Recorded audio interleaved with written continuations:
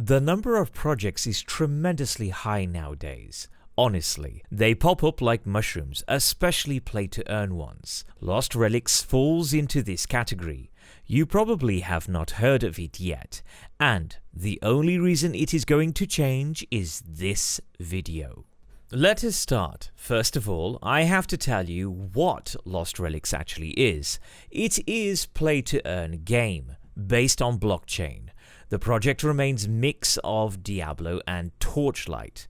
The game is very simple compared to previous mentioned titles, but still very complex, and maybe even the most complex when you compare it with all the other blockchain games.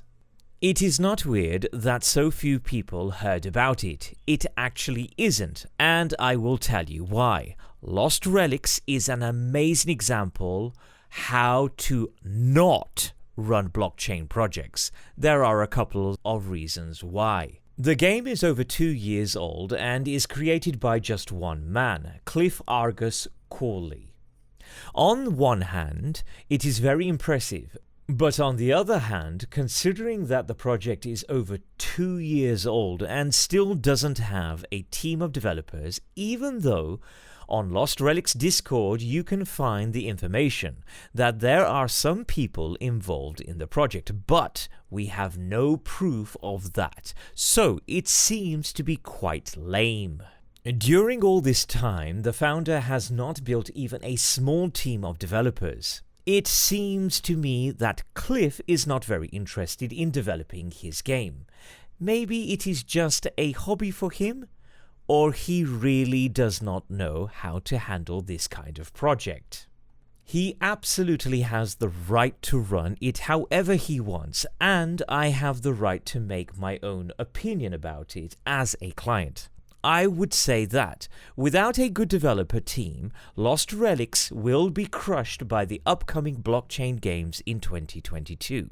This project has a lot to worry about. Another thing which is not acceptable when it comes to creating a high-quality game is a reoccurring problem with updates. As you may imagine, they do not appear often, but there is something more. Bugs and problems which are present most of the time. During the last year, the situation where a new update had not been tested well. In some cases, the game was shut down for more than 24 hours.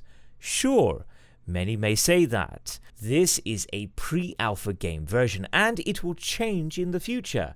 But what future? Based on the fact how slow the process of Lost Relics development goes, we can expect alpha version in more or less 20 years. By that time, an entire universes would have been created and destroyed. Almost no marketing.